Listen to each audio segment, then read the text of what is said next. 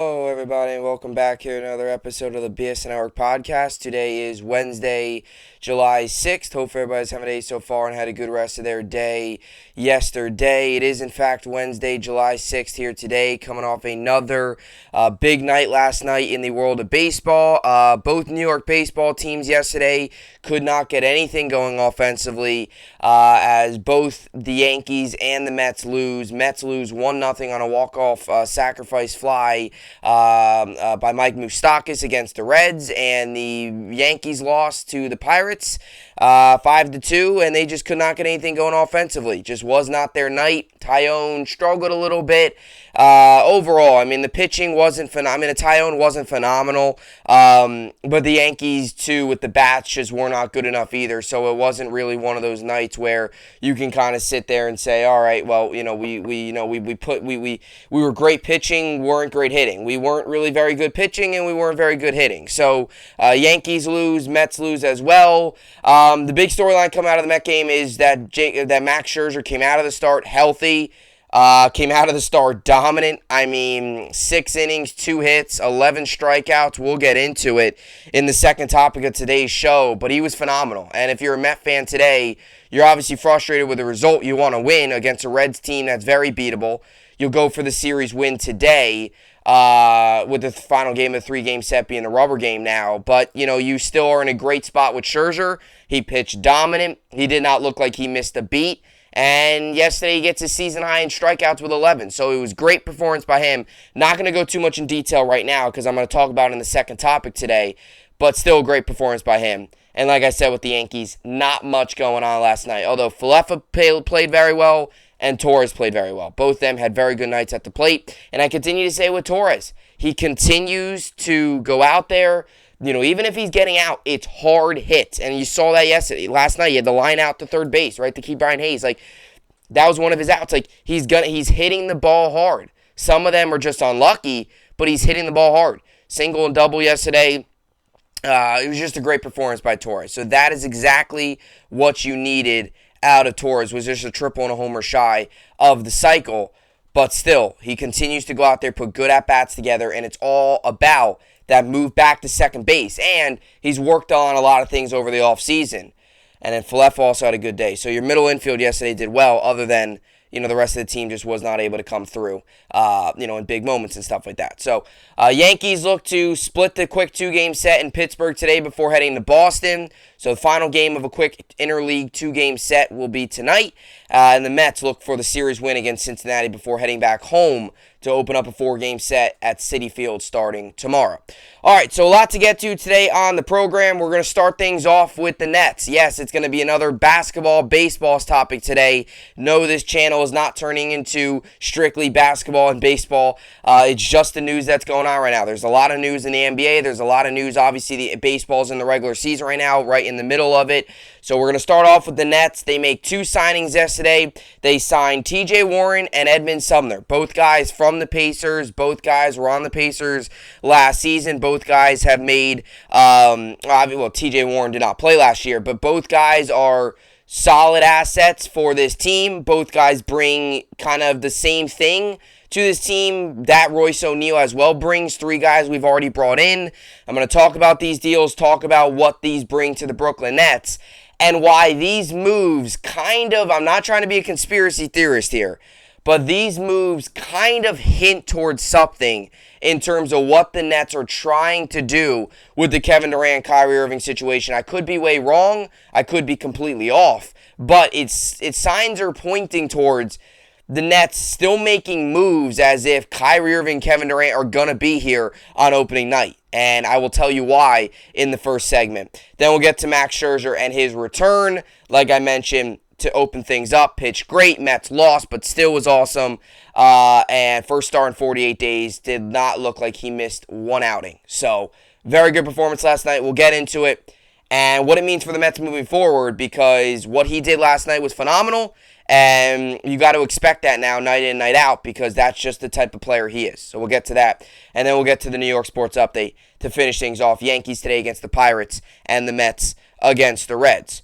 All right, so with all that being said, a lot to get to. This is the BSN podcast, and let's get right into it. So as the NBA offseason rolls on, we continue to get these little, free agent signings here and there. Nets making the move, on the day that Kevin Durant actually requested a trade on June 30th, 3-year anniversary, as we all know, of the clean sweep, bringing in DeAndre Jordan, Kyrie, and KD. The Nets signed Royce O'Neal. And then yesterday, the Nets signed TJ Warren, and then about an hour or two later, they brought in Edmond Sumner. So both guys, two players from the Pacers, two players that were on the Pacers last season. Obviously, Warren did not play last year. He only played 4 games in 2020, 2021, missed all of last season.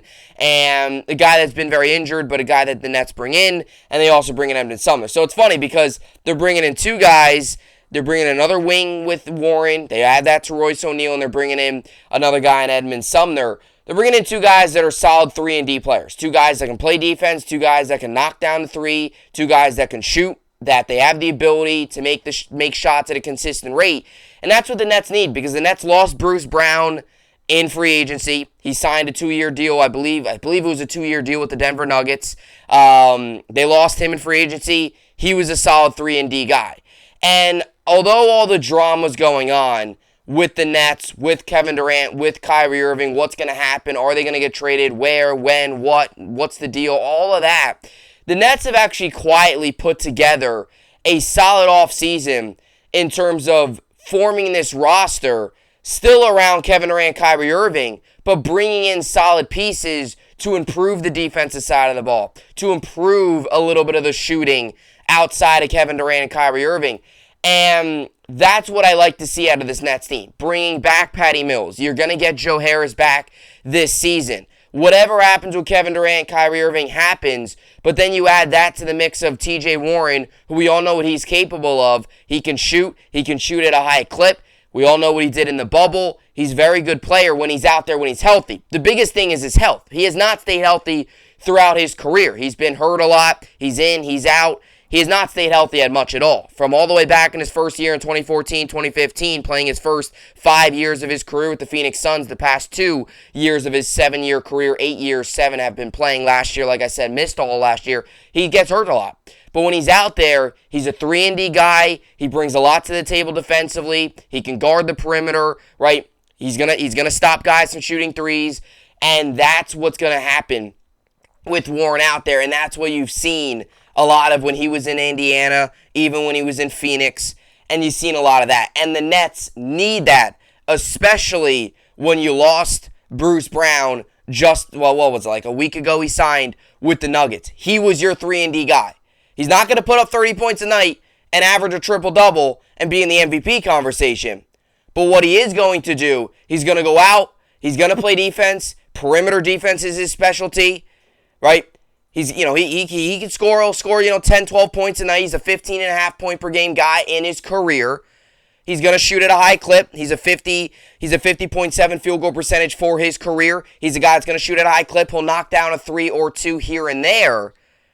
Maybe 1, 2 threes a game, 9, anywhere from 10 to 15 points. But it's the perimeter defense that he brings that's so crucial.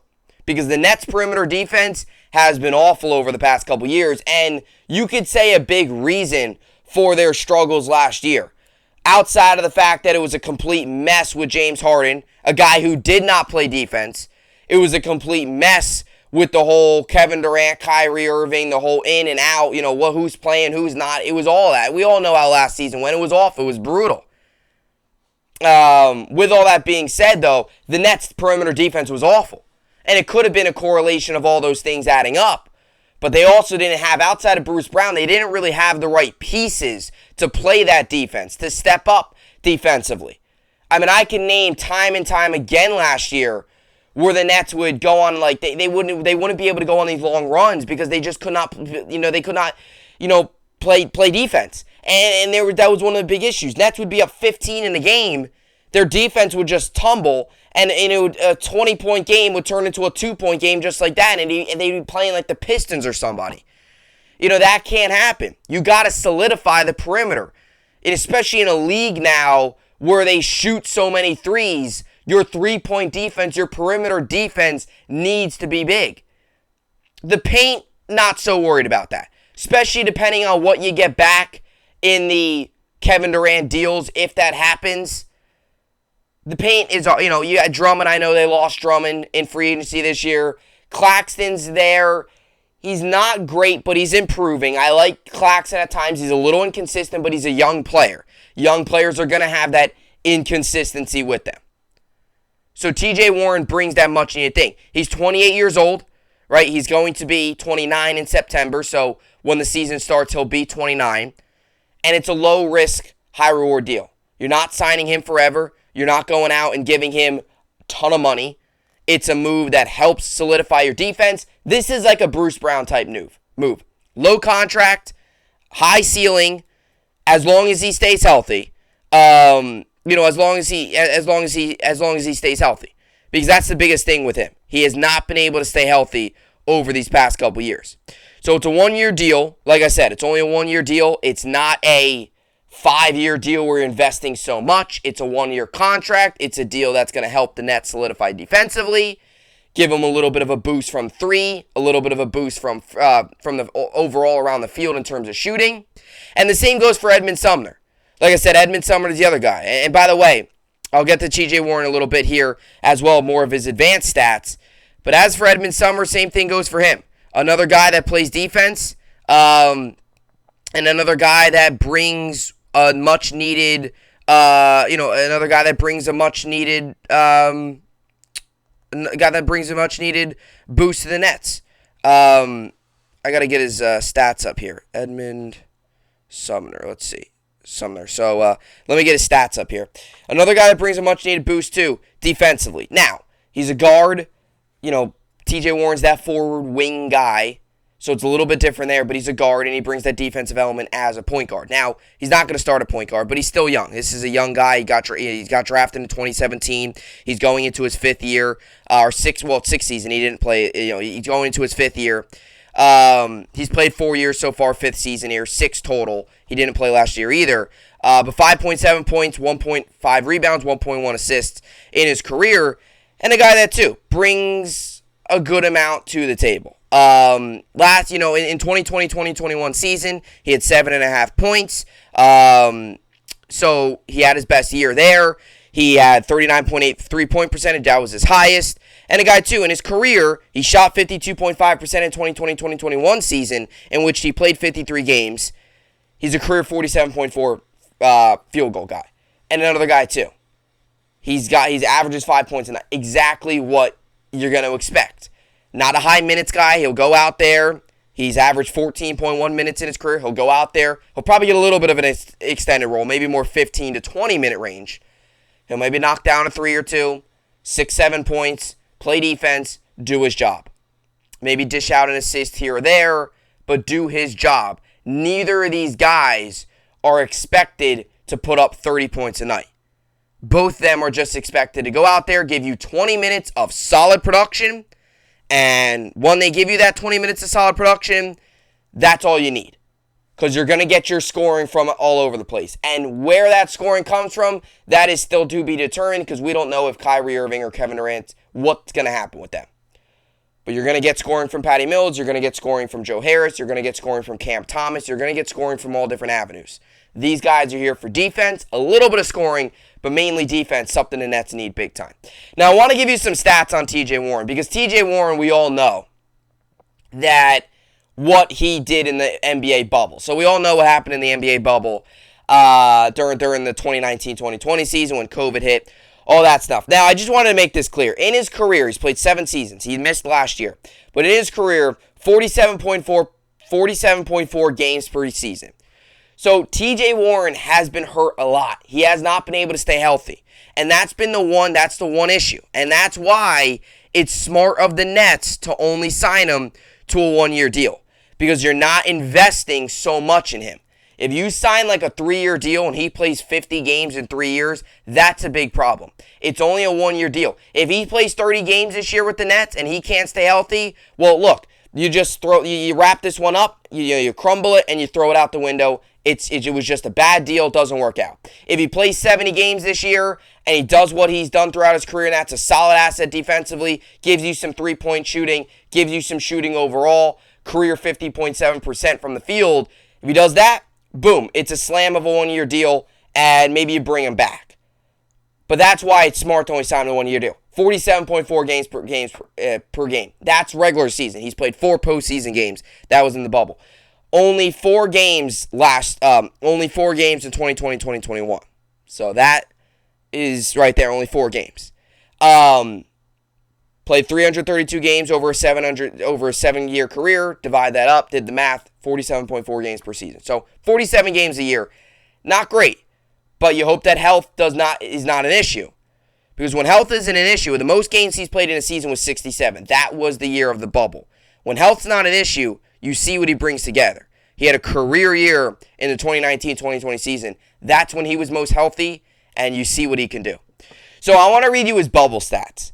Because we all know TJ Warren, we all remember him in the bubble. Obviously, the NBA bubble during the COVID year, like I just mentioned a couple minutes ago. We all remember, right? The whole bubble, Lakers won it. Heat came in second, losing in I believe it was 6 games. I remember that Nets bubble team. I remember that team was all awful. It was like Lance Thomas, I think, right? Wasn't one of the guys there. Jared Allen was on that team. Karis LeVert was. I mean, you had all these guys. Kurucs. They had Jamal Crawford, I think his name was, right? The guy that used to play for the Suns. He was a pretty solid player throughout the years. They signed him. He played like 5 minutes and had a hamstring issue and never played another game with them.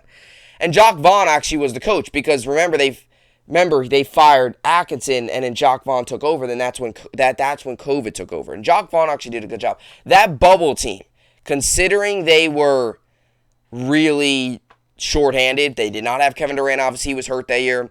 They did not have Kyrie because he never played in the bubble. I believe he had a shoulder injury and all that. Considering that, they were competitive. I mean, they got swept by the Raptors in the first round of the postseason, but they were competitive at least in some of the pool play games to get there. But anyway, TJ Warren was insane. And I know it's the bubble. Bubble was weird. You had a couple guys. The rosters were so random. Guys, J.R. Smith played for the Lakers.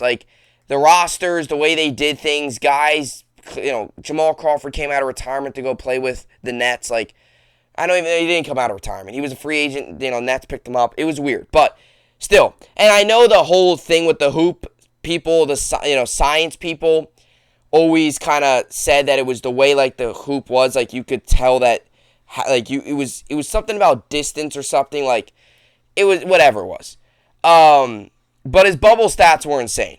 So he averaged 26.6 points per game, 6.3 rebounds, 2.4 assists, 54.1% field goal percentage, and 47.5% from 3. So I crunched those numbers and I looked at his career stats. And his career stats, points, 15.5 points per game. That's in his career. He averaged more in the bubble. Rebounds, in his career, he averages 4.1. More in the bubble. 2.4 assists in the bubble. His career assists, 1.2. More in the bubble. His career field goal percentage, 50.7 in the bubble. He was better, 54.1%. And 3-point, 35.7 in his career. Although he did have 2 back-to-back seasons where he shot over 40% in 2018, 2019, and 2019-2020. He was at 47.5% in the bubble from 3. So if we get TJ Warren from the bubble, you're looking at an absolute steal. You're looking at a guy that's putting up 26 points per night, a guy that's going to shoot high 40s from 3, way over 50 from the field, and give you a solid 6-7 rebounds and could dish out 2 to 3 assists. And play perimeter defense on top of that. So if you're getting that this year, it's it is an absolute out of this world great deal. But let's be honest, you're probably going to get you're going to get a TJ Warren coming off of injury. You're going to get a TJ Warren that's probably going to give you 10-15 a night. He'll give you 25-30 minutes. He's not going to play 45 minutes a night. He'll give you 25-30. He'll give you defense. He'll make a couple shots. He'll play defense. He'll do what he needs to do night in and night out. Biggest thing is health. Stay healthy. That's the biggest thing. Now, this is my final thing, then we'll get to Max Scherzer. I'm not going to sit here and say that the Nets are keeping Kevin Durant and Kyrie Irving, because there are reports coming out every day about what they want, what they're doing, who they're talking with. Now the preferred teams are Kevin Durant, or now the preferred teams, it went from the Heat and the Suns to now Heat, Suns, Raptors. So maybe Kevin Durant goes up north, we'll see. But the biggest thing with these deals is it's almost like these deals, because these deals, not saying, and I'm not saying that if the Nets trade Kevin Durant and Kyrie Irving, these deals won't fit. Defense, you can never have enough defense on a roster. Now, sure, you need scoring, playmaking, and stuff, but you need defense too, something the Nets have lacked while we've built this super team that hasn't really worked out. Hasn't really is an understatement. It hasn't worked out. We haven't got past the second round. But it's as if the Nets are building this roster as if they're expecting Kevin Durant and Kyrie Irving to play opening night and play this year with the Nets. And that's what I find weird. Because these moves are good, but they're really good if you have Kevin Durant and Kyrie Irving back, because they complement those players perfectly. Royce O'Neal, 3-and-D guy, right? TJ Warren, 3-and-D guy. Edmond Sumner. What am I doing here? Cardinals running back. What am I talking about? Edmond Sumner complements those guys, 3-and-D player. Defense. Not really 3-and-D guy, doesn't score as much, but very good defensively. So those guys complement Kevin Durant and Kyrie Irving very well. But who knows if Kyrie Irving and Kevin Durant are even going to be on the roster. The expectation is they're going to be traded. So I'm not trying to be a conspiracy theorist, but it does make you think. Although the Nets might be searching for trades, you really wonder if they're going to try their best. And if they're going to, you really wonder if they're saying, look, if we can't find the perfect deal, and we mean perfect deal, they're going to be with us opening night. Whether you like it or not. Whether Kevin Durant or Kyrie Irving like it or not, they're going to be with us opening night. And that's what I'm starting to feel a little bit. I'm not saying that they're not going to get traded, but it does make you think a little bit. Because these moves are all moves to build around Kevin Durant and Kyrie Irving. Right? And right now, it doesn't look as if Kevin Durant and Kyrie Irving are going to play, but it's almost like the Nets are hinting to us, look, if we don't get the perfect deal, I don't care how big of a name you are or what history tells us about big names when they request trades and when teams trade them right away. I don't care what history tells us. They're going to be on the roster opening night whether they like it or not. So it really does make you think. But either way, whatever you think, whether you think it's all done with Kevin Durant, whether you think it's all over with Kyrie Irving, which I would lean towards that side as well, but it does make you think a little bit because these moves fit perfectly with the roster we have right now. And maybe they're making these moves too just to solidify the defense, period.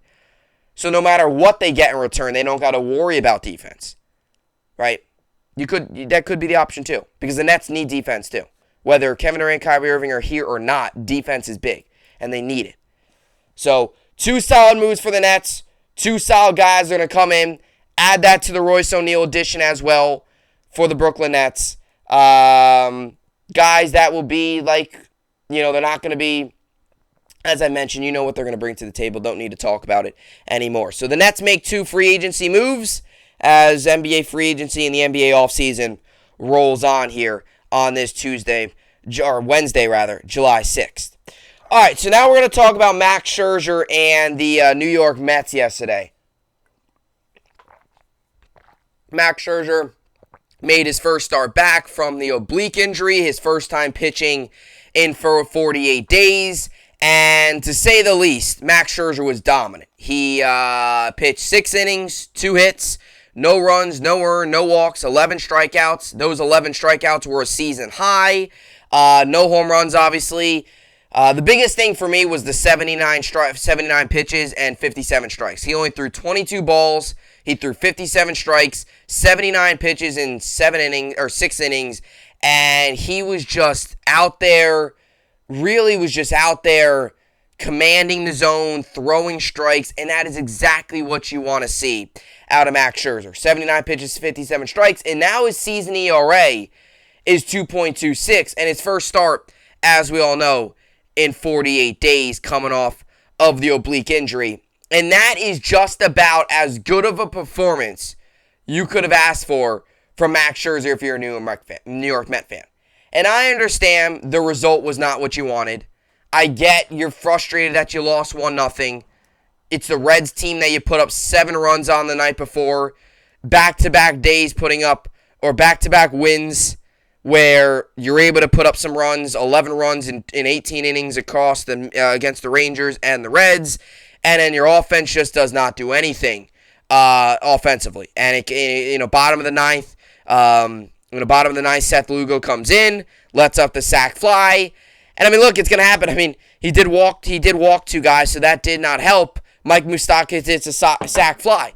That's baseball, though. I mean, as John Sterling always says, that's baseball, Susan. It's the truth. Mets the night before put up 7 runs.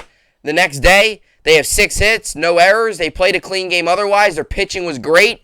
I mean, Scherzer did everything the Met fan wanted him to do. The biggest thing was come out of the start healthy. He did that, and he came out of the start looking like he didn't even miss a beat. It looked like he's been making starts. He looked like he was on his 16th, 17th start of the season, not his 9th of the season. But, look, the Mets lose. They get shut out, and that's baseball. They lost on a sacrifice fly. There's going to be nights where you lose 11-0. There's going to be nights where it comes to the bottom of the ninth where you lose on a sac fly. It's going to happen. But the biggest thing to come out of that game is the fact that Max Scherzer looked good.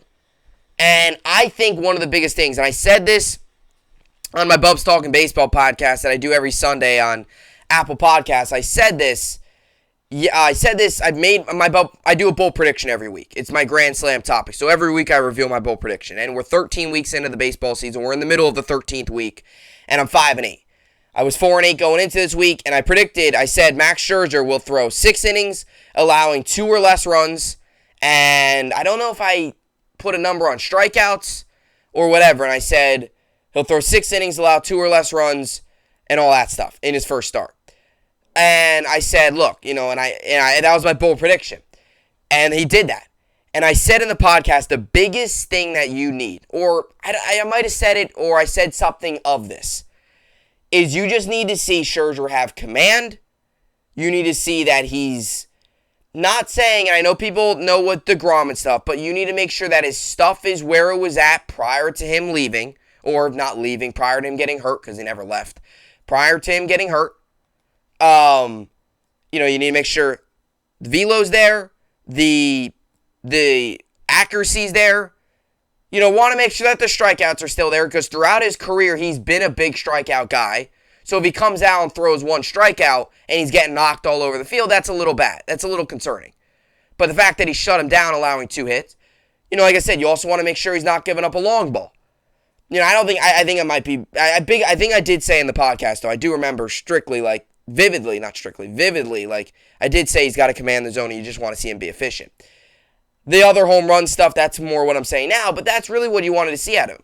Because if he went out there yesterday and pitched 3 innings, allowed 6 runs, and had 3 homers, and had allowed 10 hits, that would have been concerning. Let's just say his velo was down, maybe his stuff wasn't as good. You would have probably just said, added up to rust. But Max Scherzer doesn't show much rust, and I think that's what we all kind of expected going into yesterday's game. It's against the Reds, and I'm not trying to make fun of the Reds. I mean, I kind of am, but we all know what the Reds are. I mean, they're 28-62. I mean, they're not, or 28-52 rather. They're not a good team. I mean, they're one of the worst teams in baseball record-wise. We all know the historically bad start they got off to. I mean, they're going to go down as an historically bad team when all's said and done this year. They might win 60 games, right? So we all know that they're not good. So it was a good opportunity for Scherzer to go out there and dominate. And I'm saying the Reds aren't good as they beat the Mets. But in terms of, from the Scherzer standpoint, he did what he needed to do. And I think the biggest thing, like I said, for me, was the fact that he was efficient. The 11 strikeouts are great. The fact that he only allowed 2 pitches are great. But a lot of times you see pitchers, when they come off the IL and they're out for a long time, and we'll see what happens with DeGrom when he comes back, whether that's prior to the All-Star break or after the All-Star break. I'd assume it's going to be after, because the All-Star break, July 17th is the last game. All-Star break then goes into July, 4 days, then July 21st, the first game's back. So the All-Star break is coming up here. In 11 days we'll have the All-Star break. So, you wonder where, you start to wonder a little bit, if DeGrom, DeGrom most likely won't be back. He'll probably be back after the All-Star break. It would be stupid to bring him back prior to the All-Star break. But we'll see with DeGrom. But I always say the biggest thing when guys are on the IL and they come off the IL is their command. If they come out and they can't command and they're throwing all over the place, and they're walking guys left and right. And Scherzer didn't even have a walk yesterday. He was just throwing strikes. I mean, he only threw 22 balls out of the 79 pitches he threw, 57 strikes, like I mentioned. That's the biggest thing. Because if they're out there walking guys, it's, and that's what, look at Chapman. I mean, Chapman's a prime example. Now, he was better yesterday. He worked a 10th pitch bottom of the 8th in a low-leverage situation, but he did what he needed to do, and that was good to see. But his first start back against Cleveland, or first outing back in Cleveland, because he didn't start, obviously, low-leverage situation, Yankees were up by 8, and he walked the bases loaded. That's not good. You don't want to see that. That's concerning. Because then you kind of wonder, okay, is something still up? Is something still wrong with him? You see him grimace a little bit. You always, that makes you think. I mean, with the way baseball is now, injuries are so common. Any little thing, you always wonder, okay, is this guy fully back? Like, then you start to wonder. So, it was good to see Scherzer command the zone. Because that's the biggest thing. That's the biggest hurdle. When you're out for 48 days, and you only took 2 rehab starts in the minor leagues, sometimes command could be the biggest issue. And Scherzer showed no signs of that. Now, you got to compare apples to apples. I'm comparing Max Scherzer, one of the more elite pitchers. It would have been one of the more elite pitchers over the past decade in baseball, and still one of the elite pitchers still today, to Aroldis Chapman, who seems to be on the downward spiral of his career. And I don't mean that in a negative way. I truly mean that. He's getting up there in age. He's not the same pitcher he once was. I think we all know that. But it was good to see that out of Max Scherzer. I know I've said that a lot today, but it was, and I think a lot of people got to realize that. Now, the same thing goes for the Mets bullpen, though. I mean, Joely Rodriguez went out and did what he needed to do. Had a nice, efficient 7th inning. And then you had Tommy Hunter come in, had a nice, efficient. He's only pitched 5 games this year for the Mets. He came in, had a good inning as well, and then Seth Lugo comes in and doesn't do his job. That's baseball, though. I mean, the Mets, and this is what Boone says all the time. Aaron Boone says this all the time. A lot of times people always focus on hits in baseball. Like, just in general. Not just about last night's Mets-Reds games, but just in general, they focus on hits. Like, how many hits a team has. Mets had 6 hits. Reds had 4. But the Reds got the big hits. They got the big RBIs. I mean, they got the one big RBI in the big situation in the bottom of the 9th. Mike Moustakas stepped up there, hit a sac fly, and they win. And Moustakas, who has not had a very good year, he's batting .212, 308, 307 is his slash line. But he stepped up there, did what he needed to do.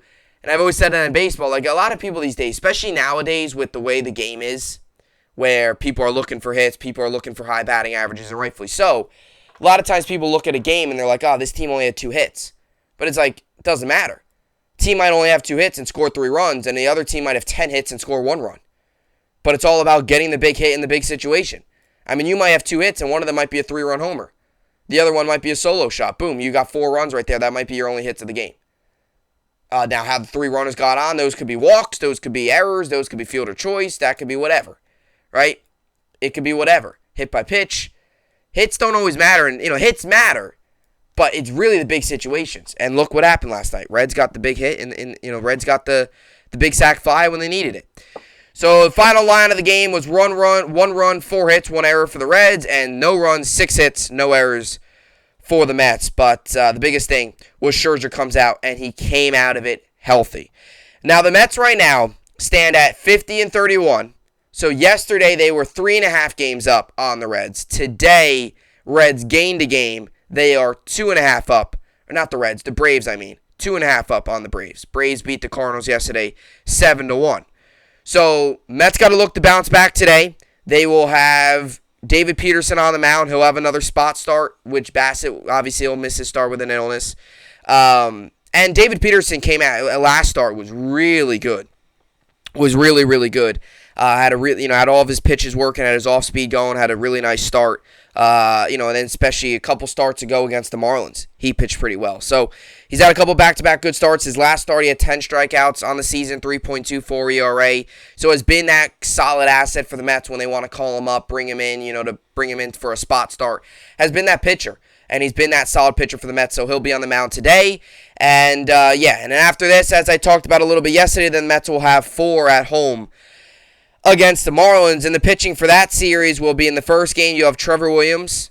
Second game will be Carlos Carrasco. Third game on Saturday will be Taijuan Walker. And then on Sunday, Max Scherzer will take the mound against Sandy Alcantara, which that will be a great matchup. You look at the numbers going into that game. Scherzer 5-1, 2.26 ERA, .88 WHIP, 55 and 2/3 innings pitched, 38 hits, 70 strikeouts, 11 walks, 5 homers. And Sandy Alcantara, who I believe his last, what has it been his last? There was some stat about him. In his last 11 starts or something, he's pitched over. I mean, look at these numbers by Sandy Alcantara. 7 innings, 8 innings, 9 innings, 8 innings, 7 innings, 9 innings, 7 and 2/3 innings, 8 innings, 7 innings, 9 innings, 8 innings. I mean, this is a guy that is just the definition of a workhorse. 1.82 ERA, that's third in baseball. And I remember on my Bub's Talking Baseball podcast, I said Tony Gonsolin was the front runner for Cy Young in the National League. Sandy Alcantara is right behind him. He's 9-3, 1.82 ERA, .91 WHIP, 123 and 1/3 innings pitched, 82 hits, 107 strikeouts, 30 walks, 6 homers. That will be a good game on Sunday. Looking forward to that if you're a Met fan. So Scherzer comes out of his start healthy. Mets lose, but still a good sign there for Scherzer. All right, now let's get to the New York Sports Update and finish things off here on this Tuesday edition or Wednesday edition of the BSN Network podcast. Let's see here. All right, so as for today in New York sports and baseball as a whole, you got the Tigers, Guardians, Cubs, Brewers, Twins, White Sox, A's, Blue Jays, Angels, Marlins, Phillies, Nationals, Orioles, Rangers, Rays, Red Sox, Braves, Cardinals, Astros, Royals, Giants, Diamondbacks, Dodgers, Rockies. Mets, Reds today. Mets come into today's game 50 and 31. Reds come into today's game 28 and 52. 6:40 p.m. Eastern on SNY. Mets have David Peterson on the mound. He's 5-1 with a 3.24 ERA, and the Reds have, I believe his name is Graham Ashcraft on the mound. He's 4-2 with a 4.53 ERA. Over under set at 10. Like I said, you got the game coming on 6:40 at on SNY. And as for the Yankees and the Pirates, Yankees come into today's game 58 and 23. Pirates come into today's game 33 and 47. Yankees looking to split this interleague 2-game set in Pittsburgh. The Yankees got Luis Severino on the mound. He's 4-3 with a 3.35 ERA, and the Pirates have Keller on the mound. He's 2-5 with a 5.14 ERA. Over under set at 8.5. 7:05 Eastern on Yes Network, which should be a good game. So Mitch Keller will take the ball for the Pirates, and Sevy will take the ball for the Yankees. Yankees look to split this quick 2-game set before heading to Boston for a big 4-game set starting tomorrow night. And as for fantasy baseball, I'm currently winning in my main league 111 to 54, and in my other league, I'm currently winning 110 to 37. So both leagues right now going very well. In my main league, I got Jose Berrios going today, and that's the only pitcher. And in my other league, I got 2 pitchers going today. Jose Berrios and Trevor Rogers. So in my main league, like I said, Jose Berrios on the mound. So hopefully that Jose Berrios can have a good performance. Looking forward to it. By the way, this report just came out a little bit ago from the Nets. And we'll wrap things up here today on the program. So this is what this report came out. It says, this is from ESPN, Nets prioritizing established stars over draft picks as the main return in any potential blockbuster. So Brooklyn wants players for Kevin Durant and Kyrie Irving. So do you go and trade Kevin Durant to the Pelicans and get Brandon Ingram, I don't know, Hayes and Zion? I'm just kidding. Zion wouldn't come here. And pick swaps? I don't know. What do you do? They want players over picks, then you can get even more. Because then you'd probably get, if you want picks, you'll probably go 4 picks, 2 players. If you're going to just go players and maybe not many picks, you'll probably go 2 picks, players, or something like that. Or maybe a pick and 4 players, or 2 picks, 4 players, go the opposite. That makes things interesting. I don't know. It just, like I said, you wonder where the Nets stand on this. Like, you would think for a big-time star, like, there would be offers out there that the Nets would take. I mean, when KD requested a trade, within the first hour, Woj reported on SportsCenter that already 15 teams he knows of have called the Nets. And that was just like an hour after he requested a trade. So you really wonder, and I don't blame the Nets. I mean, if I was the Nets, I wouldn't want to trade Kevin Durant and Kyrie Irving either. Although I know if the reports are true about Joe Tsai saying he would rather have a team that he's proud of winning 40 games than a team that he's not proud of going to the postseason. I don't know. It's just an interesting situation. It's one of these situations in sports where it's almost like an Aaron Rodgers.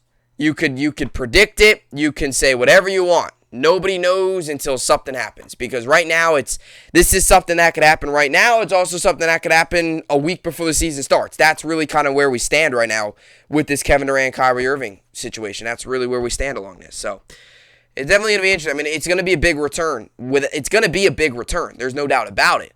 It's just where, when, and what exactly are you going to get in return? Yeah, that's the big question. So, anyway, that will do it for today's podcast. Another good one in the books on this Wednesday. Enjoy your rest of your day. Enjoy the baseball tonight. Yankees looking to split. Mets looking for the series win. So we'll see how both those games play out. And as you all know, I will see you all back here tomorrow. Hope you enjoyed it, and thanks for watching.